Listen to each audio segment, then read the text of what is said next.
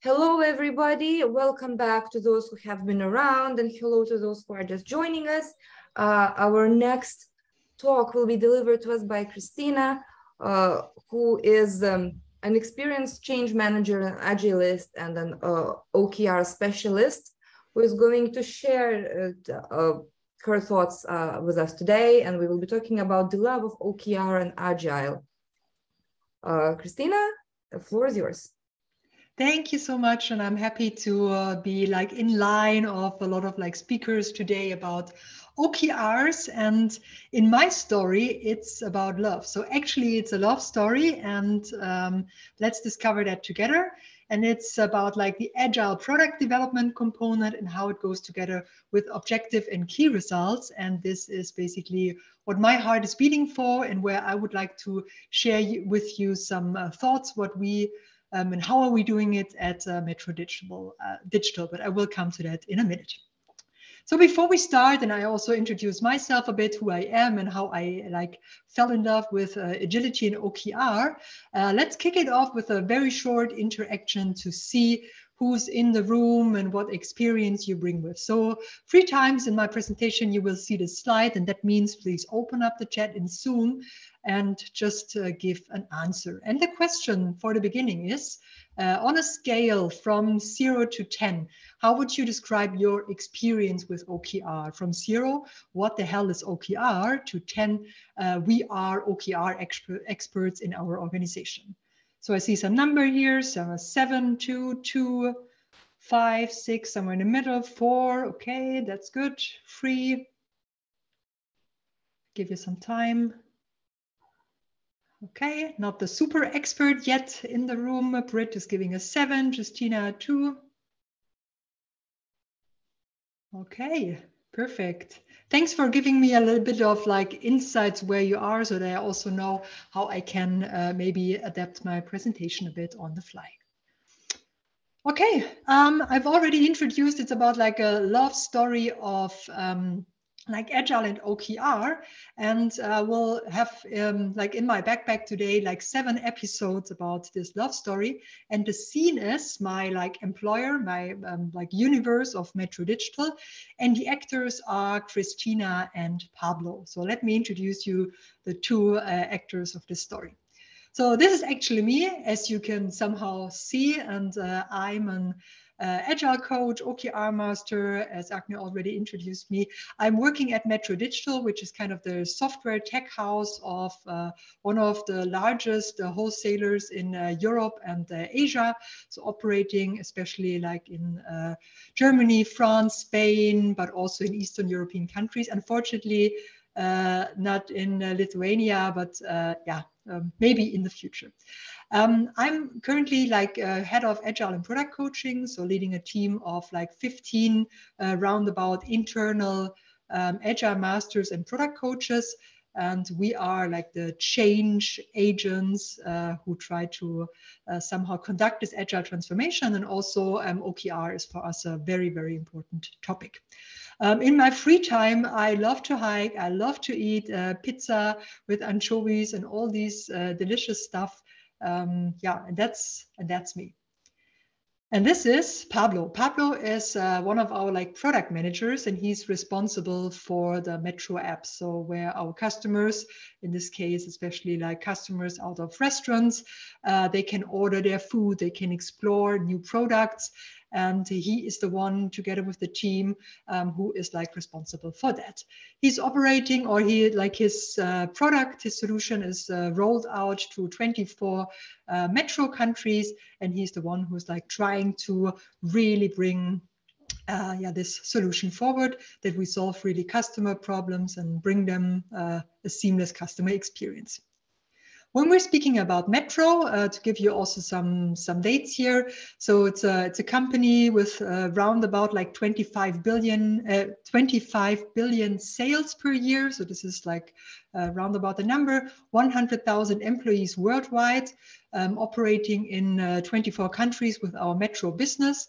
And Metro Digital is actually the software house behind Metro. So we are the ones, 1,000 people, engineers, product managers, Agile masters, OKR masters, who are trying to make the Metro Group digital. That means from delivering the app, from trying to digitalize the whole customer experience, from checkout to delivery. We are the ones who are like providing the solution here.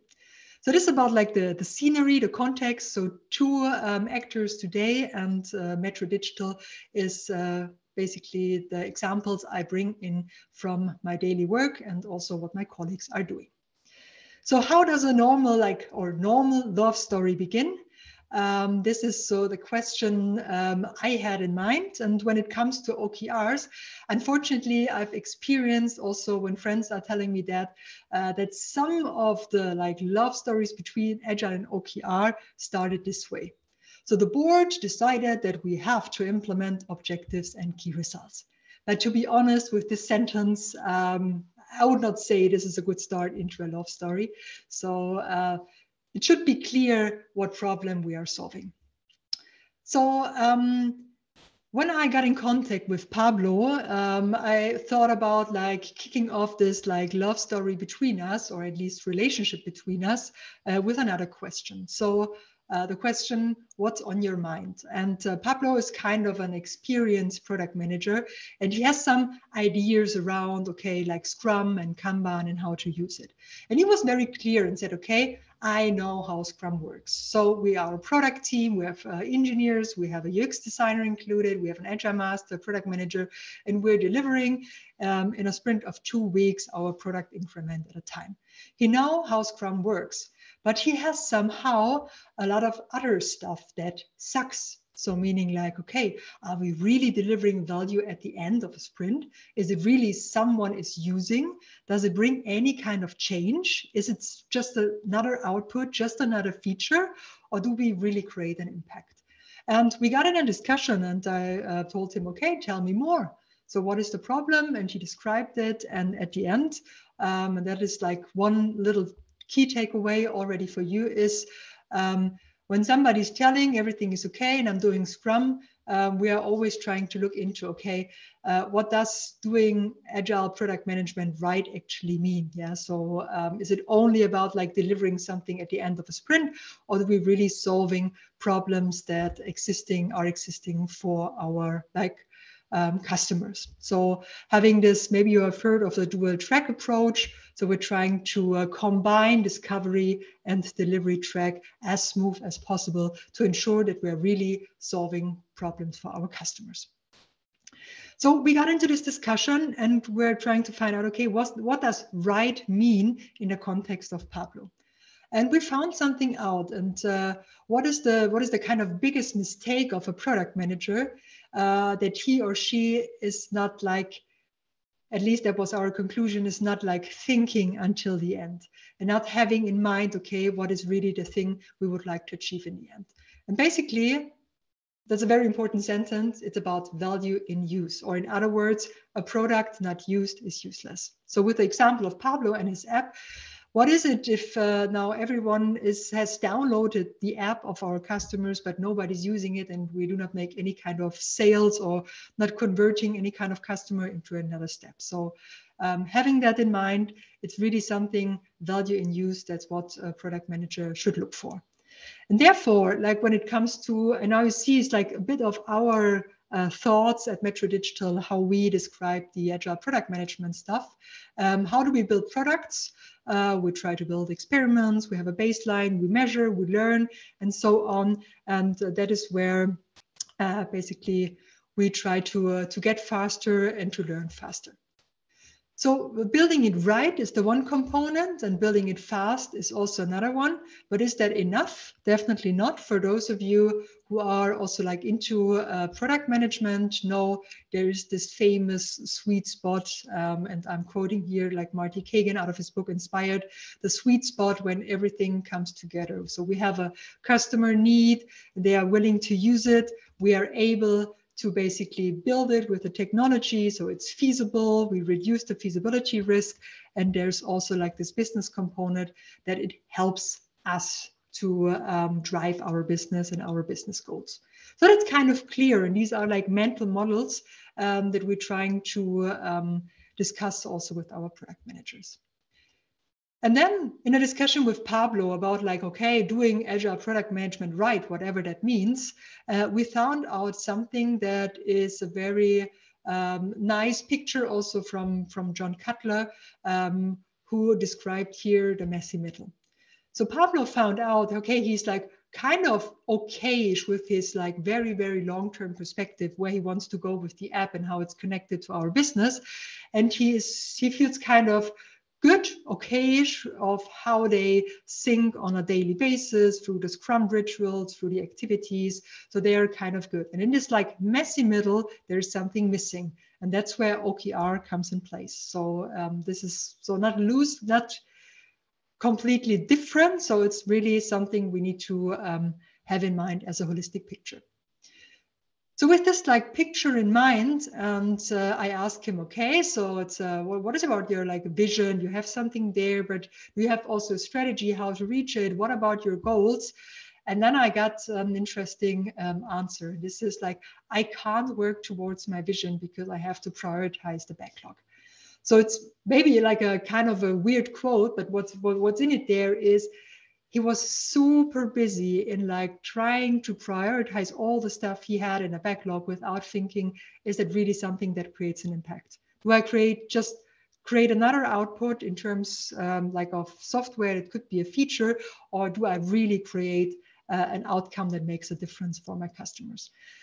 And then we said, okay, learning number 2, kill your backlog and love your strategy. On strategy means for us also, okay, strategy and strategy execution / OKR is that what could help us here. So this is like a bit of like description and problems Pablo had in his journey, like in developing an app and having also this like agile product management in mind. What do you think could be other obstacles he is facing? What are other obstacles? Please use the chat and just drop your ideas. What are other obstacles that a product manager like Pablo could face?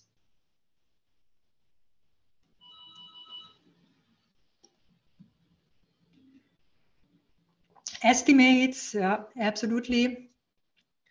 Sometimes it's hard to estimate what's coming up, especially if you have like uncertainty in a context, don't know what it comes, the feasibility. Yes, are we really able to do it?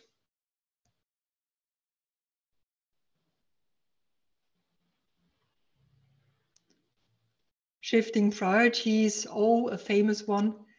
I can tell you, I'm working in a corporate organization. Shifting priorities is for Pablo definitely a topic. Not enough time, yeah.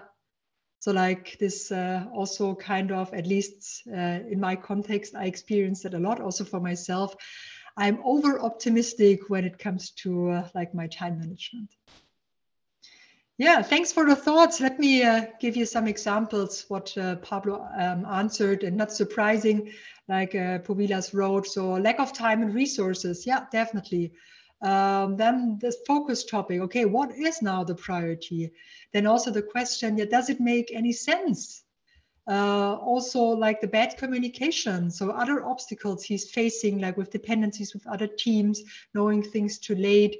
Unclear dependencies to other teams. And he also complained about like less transparency when it comes to all of these topics. So, okay, then I asked him, hey, you're looking for transparency, focus, alignment, and more ambition. You're welcome. Let's speak about objectives and key results and see how we can clean up your messy middle a bit. Very shortly to what is OKRs and where did it all started? So how it started, so it's not something completely new. It evolved out of like the management by objectives. So famous Peter Drucker, 1950s. Then Andy Grove somehow created a framework around that. John Doerr worked for Intel, then basically showed it to the Google founders, and they were pretty amazed. And since like Google is using it, at least that is my perception, a lot of companies jumped on this topic. And Metro Digital, as the company I'm working for at the moment, introduced the OKR as a goal setting, negotiation tool for a framework for strategy execution. We can speak about now about 5 years of experience with OKRs.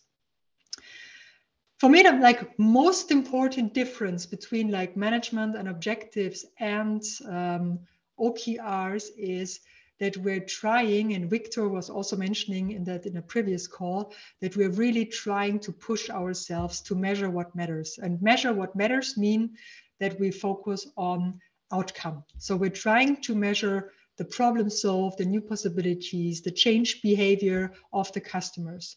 So recently a colleague said, okay, output is the number of meetings I had. Outcome is what has changed afterwards. And by educating ourselves to think into that direction, that is a huge change in the organization. It's not something you can do from the start, but from my experience and how we experience that at Metro Digital, that's really something. For me, it was an eye opener when I, for the first time, realized for myself, okay, now I really found something that I can measure an outcome and not only outputs, because we were trained for that. At least I was trained for that, to count output instead of outcome.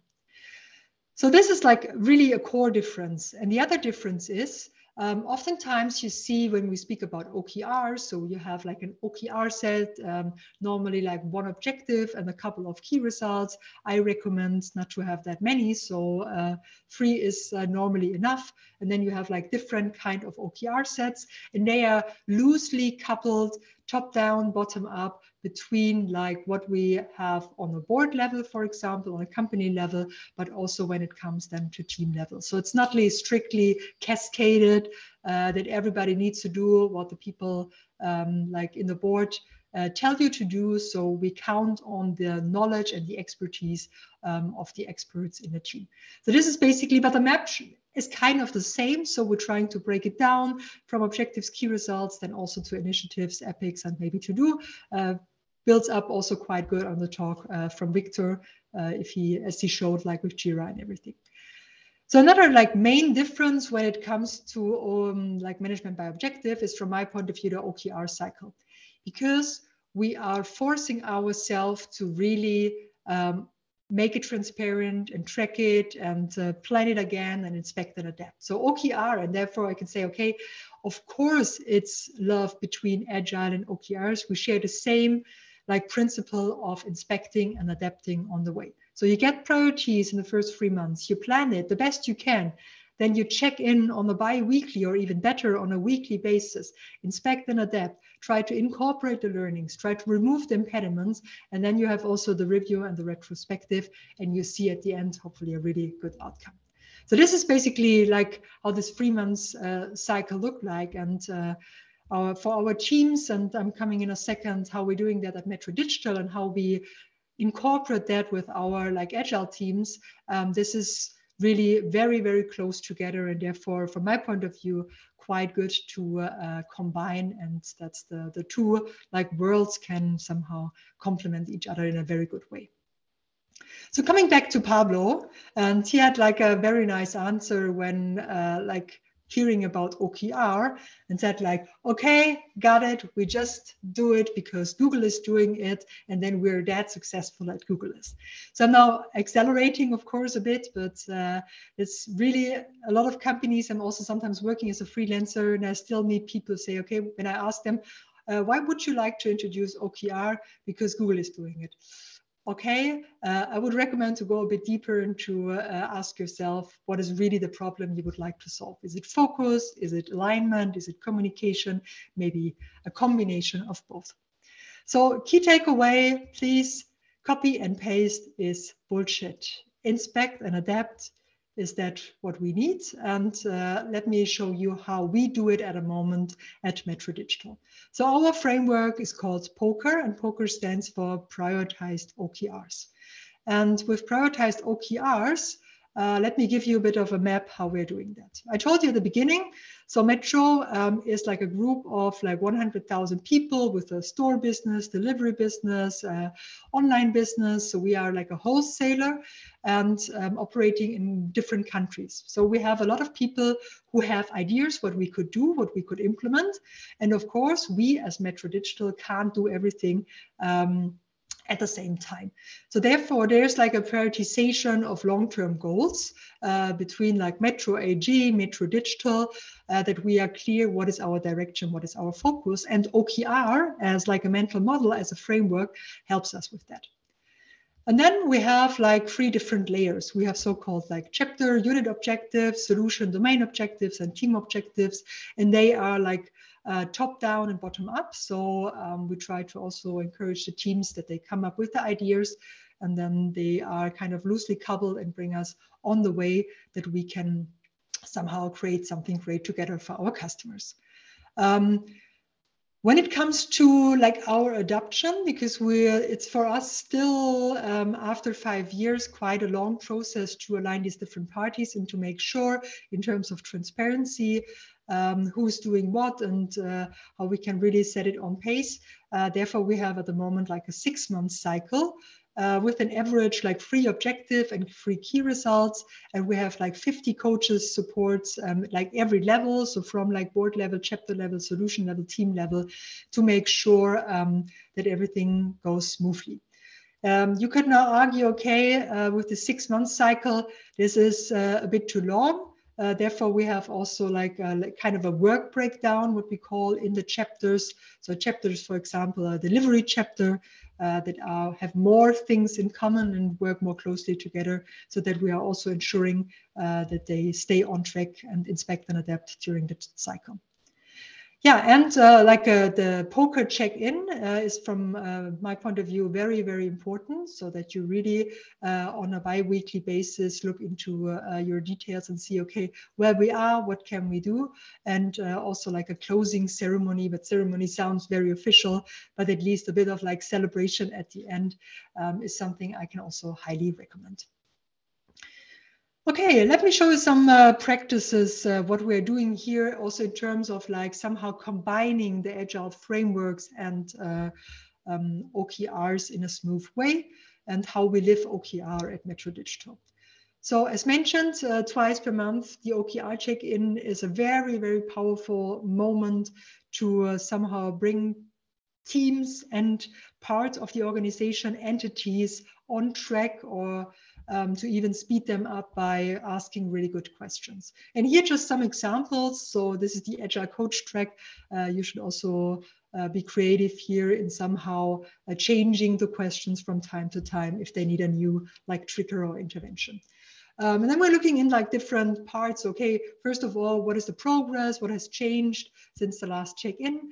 To avoid that the check-in is a kind of a status meeting, you could ask them to do that up front, so that the conversation is more about like the confidence. How confident are we with what we know today that we will reach that? What is impediment is slowing us down? Are there any learnings? And what are we doing next? Very powerful to do that. And this is also what is like OKR differentiating from my point of view from like other goal setting frameworks, because you force the people to really do it in a habit way. Another thing, a tool we are using, kind of the like outcome oriented or like a bit of a theme based roadmap. Where you have the vision, overall vision, the product vision. We use also the North Star metric framework. Then you have like different themes for the team, where you can also see in a next, now, next, later somehow manner, okay, what are we doing and how do we track, for example, our OKR sets here.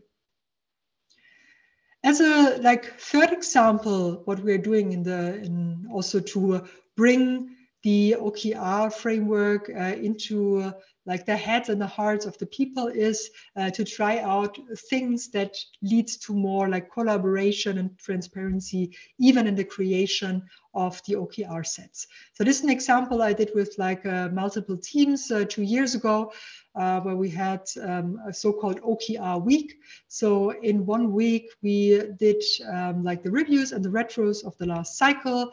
The objectives were drafted, the key results were drafted, and at the end, we had an alignment, a feedback session within the domain. So kind of a department consisting of different product teams to share feedback and to align the creation together. And you see here like a screenshot of a Miro board. So of course, everything was transparent. So during this process, during this week, all the teams could see what the others are doing, in which direction they are thinking, and maybe reacting right away.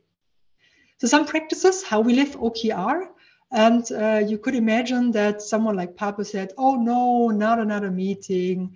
I'm sick of meetings and it's just a waste of time. So hopefully not, but this could be the case. And therefore we have like kind of this principle or like the fourth key takeaway I would like to give you today is like, think of integration instead of separation. That's very important. What does that mean? We try to decrease the number of additional meetings. So that is like a core principle. That means ask yourself, okay, how can I integrate OKR meetings into existing meetings? So with one team, for example, we had the check-in at the beginning of the sprint planning. With another meeting, with another team, they were using like the retrospective, the like normal retrospective, every second one to see, okay, how can we maybe during the OKR cycle reflect also our OKR topics?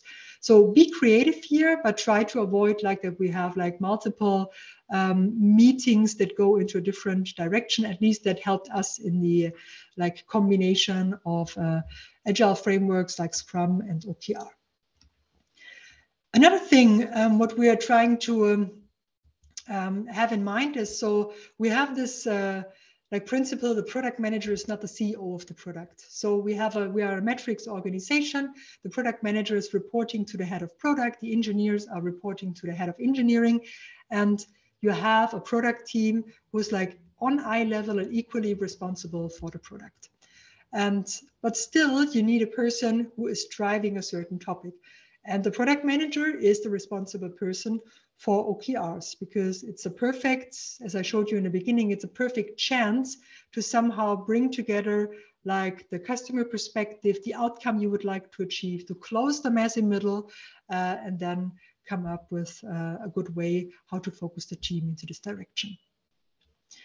Additionally, for us is OKR like a bit the super glue between discovery and delivery activities. So discovering, finding out what is needed, if someone would use it, can we build it? So there's no line of code written in the discovery phase normally. So we're trying to minimize here any kind of waste and trying to be really like clear and sure and have tested it, that it makes sense to build it. And OKR can help you with that.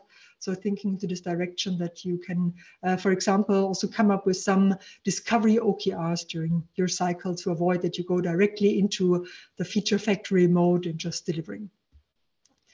Yeah, and for me also like a mental model that I'm trying to preach is see OKRs as a communication and negotiation tool. So when another team is coming with an idea, an opportunity, asking for help, so that's fine, yeah, and that is happening when you work together. But you should always, OKR should help you to stay on track.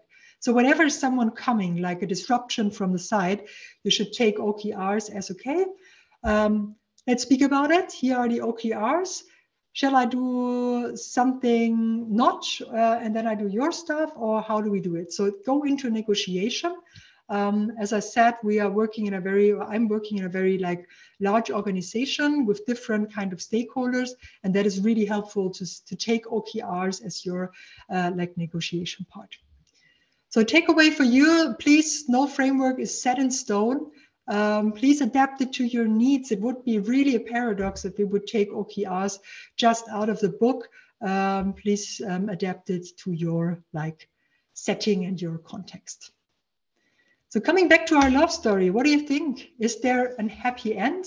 Yes or no? Or are there any other things that are still like unclear for Pablo and Christina? Please use the chat if you have any thoughts. Give you a second.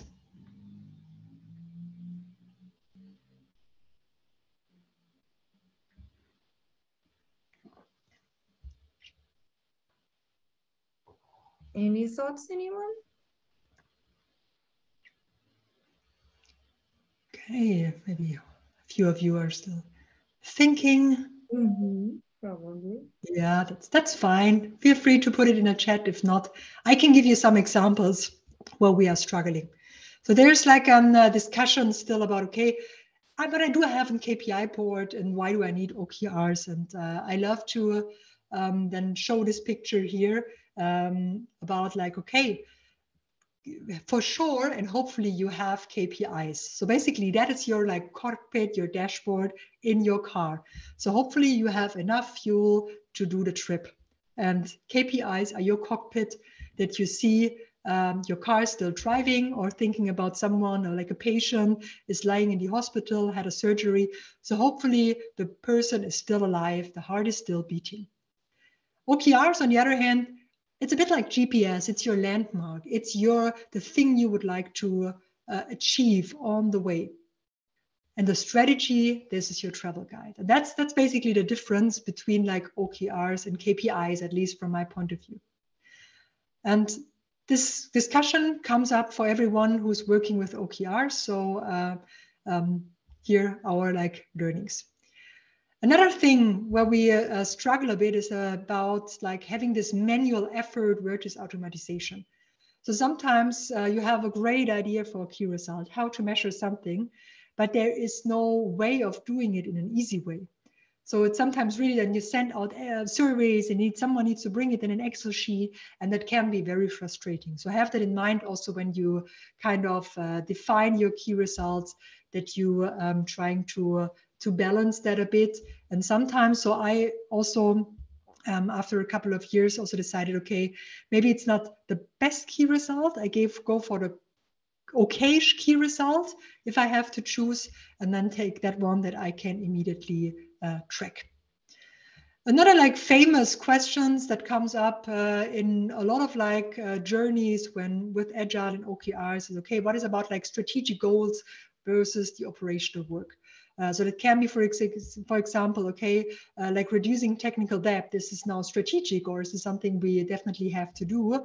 I can highly recommend to make that at least transparent, to make clear, okay, in which direction you should go, and define as, when you define the OKR sets, define as a team. Is it more like from a strategic perspective, things you would like to tackle, and how you handle the operational work? And maybe for some teams, it's helpful that they say, okay, it's 50% we do operational work, 50% we focus on OKRs as the strategic goals. Yeah, another thing that is sometimes a bit like hard is between like ambitious and stretch goals versus the team success. So I've experienced teams who are very ambitious, who formulate really stretch goals, and at the end they achieve just 10%, and that could be also very demotivating and frustrating for the team. So also something that could lead to some conflicts in the relationship of like Agile and OKR. So also have that in mind, but there's no like recipe, like gold recipe, how to solve that, but at least to somehow balance it out, mirror to the team, and make that transparent. Good. And with whatever you do, change need to be visible. So please speak about it. Try to somehow make that also clear. For example, why do we fit together? So why do we fit together as Agile and OKR, or here like Pablo and Christina as like just mental models and for this story of Agile and OKR, and have in mind what we have in common. And we love to work on a common goal. So that is like in OKR or in Scrum, for example, you have the sprint goal, you have the OKR goals. And for me, sometimes I also explain the teams, hey, see the sprint goal as a mini OKR, that you would like to achieve in the next 2 weeks. So they are very closely connected and go hand in hand together. Then measure your success and what we achieved. And it's not only about the velocity. So hopefully also not about the velocity. It's more about, okay, what is the impact we created, the outcome we achieved, what has changed for the customer. Why we also fit quite good together, Agile and OKRs, we believe regular cadences, iterations help us to change something for the better. And we also realize that we increase the value in use by working together on goals. So therefore, like kind of my conclusion is, so OKR and agile product development complement each other and go really are a good like combination and love. Of course, not every relationship, not every love is perfect, but with like understanding for each other, you can work on that.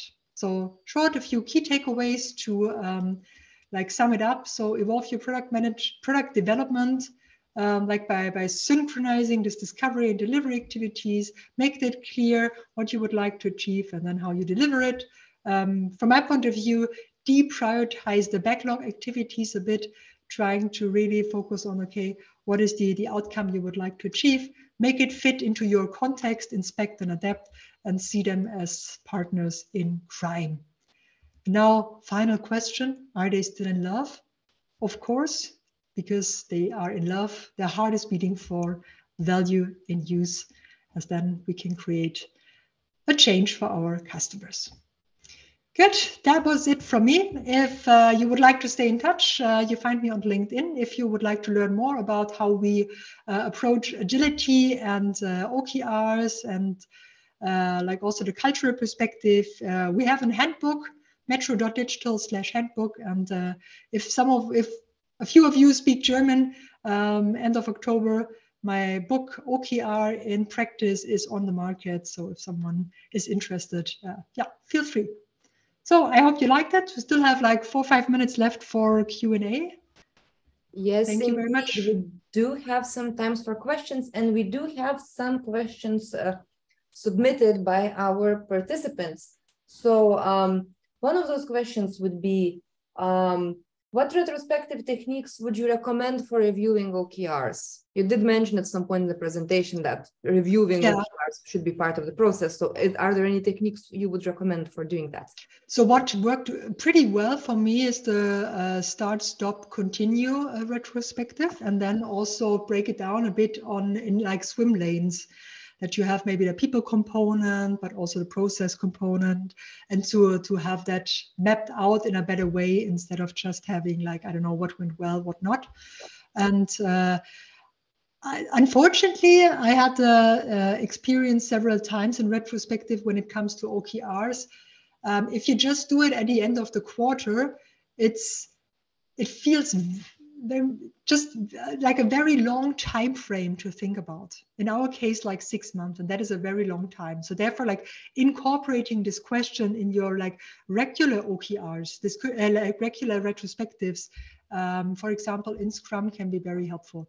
As a teaser question at the beginning, as one additional column, as maybe also a theme for the retrospective. So multiple ways of dealing with that. Indeed. Thank you very much for your answer. And the next question is also about reviewing OKRs. Actually, are there a lot of changes in OKRs during this bi-weekly review, bi-weekly changes? And also, when you compare it, what were the OKRs at the beginning of the quarter and at the end? And that's when theory meets practice. So theoretically, of course, you would not change like a OKR set during the cycle, at least not tremendously, but I'm acknowledging that we can't plan everything, so therefore we need to change. To be honest, it's not happening that often, because what is changing is maybe the number, is maybe the activities behind that, but it's not the objective normally doesn't change at all. It's more like the key results that makes no sense. So, and see these key results as like maybe an experiment, like a bet. You tried something out, but it did not work out. And therefore, I also decided, okay, then let's cancel this one, but be transparent. Then we put in our tools some notes, why we decided to cancel it, why it didn't work out, what is our next idea. So at least try to make transparent what happened there.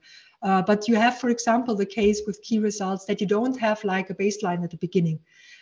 We now started on 1st of October our OKR cycle. That means for some of the key results, you still have increase from X to Y, because people would like to measure a baseline and then decide, okay, what is ambitious? That means we changed the key results during the cycle because we did not have the chance to do it upfront. So, and for these cases, I recommend to be flexible and to adapt on the fly, and not to be too stubborn and thinking about, okay, that's the only way we can do it. So yeah, be a bit flexible. But from my experience, normally the objective is quite safe. The key results, the numbers are changing, and if there's a need to drop a key result, then just be transparent about that. Okay, all right. We do have a few more minutes left. So there's also one question in chat by Donatas. Donatas is asking if you could provide examples of really good and really bad OKRs. Happy to answer this question. I saw it. I was like, yeah, I would like to answer that. So yeah, give me. We are in HR, and I'm like in the responsible for recruiting. So my objective could be, we are attractive to engineers, or we attract the best engineers in town. Yeah, so it's like an objective, like an ambitious state in the future where we would like to be. And then in the key results, a bad one could be, we search for a new recruiting tool. We implement a new recruiting tool. We roll it out to different parts of the company. Yeah, and these are key results. And sometimes this is like, it's also a bit of a trap, because you can somehow measure, okay, we research for 5 different providers for the recruiting tool, and then you are saying, yay, cool, I've researched 1 and 2 and 3 and 4 and 5, and then you punch it in. But what has changed? So just the research is an activity and changes nothing. And another problem with this like key results of like researching, buying and implementing is they are dependent from each other. Just activities, just a project plan that are independent from each other. So how would a good OKR set look like in this case? A key result could be, and if you would like to attract, for example, the best engineers in town, maybe you find out that the problem is that they find it not very attractive if the recruiting process takes very long. So then a number could be decrease the time to hire from maybe 30 days to 15 days. That would make someone happy. That could be maybe very attractive to the candidates. Another key result could be that the candidates are happy with the recruiting process. So you have maybe a satisfaction score. Another key result could be that you look into, okay, how can we really attract them? What are the channels they come to me? How can I convert them? So trying to like increase the conversion rate from, I don't know, maybe LinkedIn to our recruiting platform. And by having these key results, they are independent. They're kind of like independent experiments where you put the activities below. And that can still mean you need a recruiting platform and you need to do some research. But I hope you get the difference. With the first key result set, what I consider as bad is you have already an execution in mind that you're just doing it without seeing if it doesn't make an effect. It's output, but you're not measuring the outcome. Therefore, trying to ask yourself, okay, what do we would like to achieve with these, like buying, for example, a recruiting platform, and how can I measure like this effect at the end? So hopefully, Donatas, that helps you with what is a good, what is a bad OKR set. Thank you for such a thorough answer to this and telling a story. And Donatas is saying, yes, it does help. Absolutely.